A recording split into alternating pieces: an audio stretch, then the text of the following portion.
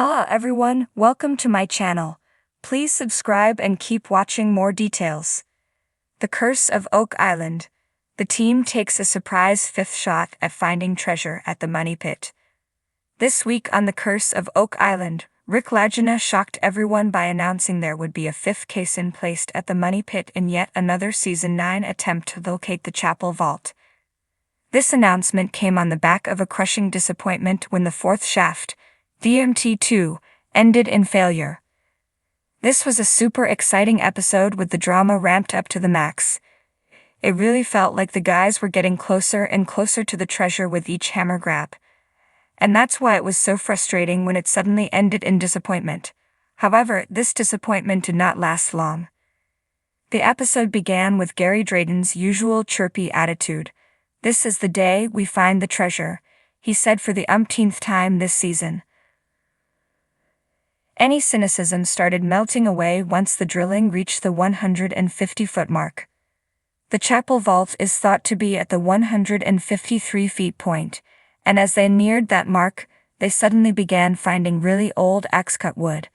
They also came across clay, a substance William Chappell's men came across in 1931, just before they pierced the vault.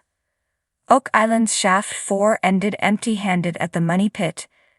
The excitement started building with each scoop of dirt as the guys prepared to finally hit the vault. Suddenly, the drill hit a void and began rapidly descending. Then worse news, the drill struck bedrock, meaning it was game over. Viewers had been told this would be the last shot at the Money Pit for this season. However, Rick Lagina had a nice, albeit somewhat shocking, surprise for everyone. And had proceeded faster than expected, and the guys still have a few more weeks on the island before winter sets in, which means they have the time, and the money, for a fifth shaft, and another go at finding the vault. All that was left was to decide where to put shaft number 5. It was promptly agreed without any argument that the new dig location would be just 1 foot to the north of the old C1 shaft, and almost directly above the old B4 borehole. The honor of naming the new shaft fell to Scott Barlow, who christened it B4C after the B4 borehole, with an added C for caisson. Marty Lagina joked, "So it's the hole we dug just before we found the treasure." New fifth shaft in area of Money Pit with high level of gold and silver, as Jack Begley detailed the reasons why the C1 spot would make a suitable location. Viewers may be forgiven for wondering why on earth they hadn't placed a caisson there before now. This area of the Money Pit saw the highest concentration of gold and silver in the underground water following Dr. Spooner's tests. They've also found pieces of metal with fragments of gold, and they've uncovered wood dating all the way back to the 15th century. It's likely the Fellowship was put off this location because they have already dug 2 10-diameter shafts on either side of C1. TF1 and EC1 were dug in 2017 and 2020, respectively, and frankly, they spectacularly failed to reveal any treasure-laden vaults. However, there's still plenty of unexplored earth down there, so fingers crossed. The new shaft will be placed just a few feet to the north of C1 and the 2 other old shafts. Unless there are some really extraordinary circumstances, this will definitely be the guys' final shot this season at finding the Money Pit. The Fellowship of the Dig have once again shown off their resilience and never-say-die attitude. They are absolutely determined to find the Oak Island treasure and are prepared to push themselves to the limits to get it. The early morning mist clung to the rugged terrain of Oak Island as if the island itself was holding its breath.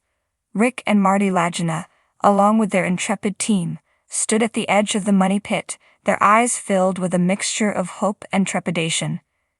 This was their 5th attempt at unlocking the secrets buried deep within this enigmatic piece of land, and the air was thick with anticipation. Rick took a deep breath, the salty tang of the Atlantic filling his lungs. He glanced at Marty, who gave a small nod. This was it. Months of planning, days of drilling, and nights of restless dreams all culminated in this moment. The team gathered around the massive drilling rig, a towering sentinel of steel and machinery poised to delve into the Earth's depths. All right, everyone, Rick called out, his voice steady but carrying an edge of excitement. Let's make this one count. The drill roared to life, a cacophony of metal and might as it began its descent into the pit. The team watched, a mix of seasoned veterans and eager newcomers, each one feeling the weight of history on their shoulders. This wasn't just another dig. It was a quest that had spanned centuries, ensnaring the hearts and minds of many who had dared to dream of the treasure that lay below. Marty, ever the pragmatist, kept his eyes fixed on the drilling rig's control panel. "We've learned from our past attempts," he said almost to himself. "This time we have better technology, more data. We're closer than ever."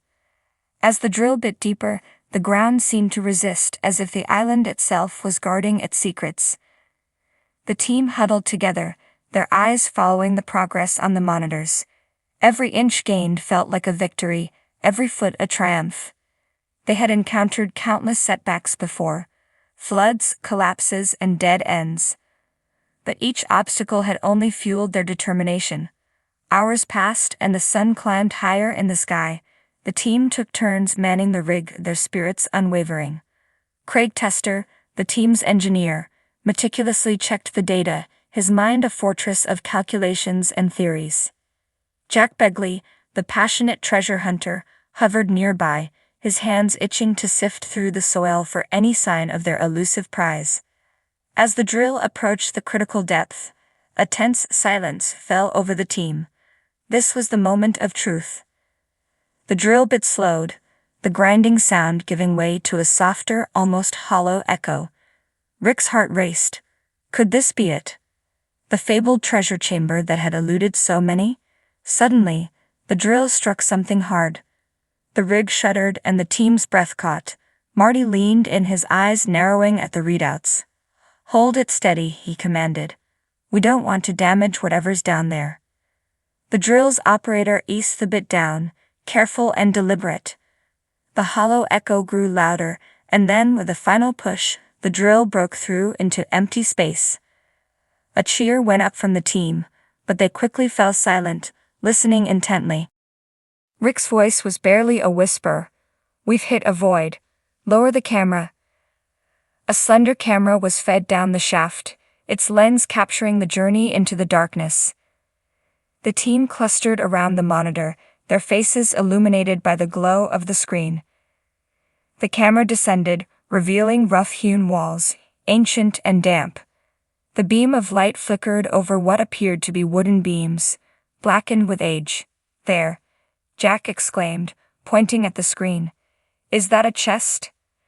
The camera focused, and indeed, nestled in the corner of the chamber was a large, ornately carved chest. The wood was dark and weathered, but the metal bindings glinted in the light. The chest looked ancient, its surface marked with strange symbols and intricate designs. Rick felt a thrill of excitement. "We need to get down there. Carefully. We don't know how stable it is." The team quickly assembled the necessary equipment. With ropes and harnesses secured, Rick and Marty descended into the void, their feet touching the ground of the chamber with a soft thud. The air was thick and musty, the scent of earth and history mingling.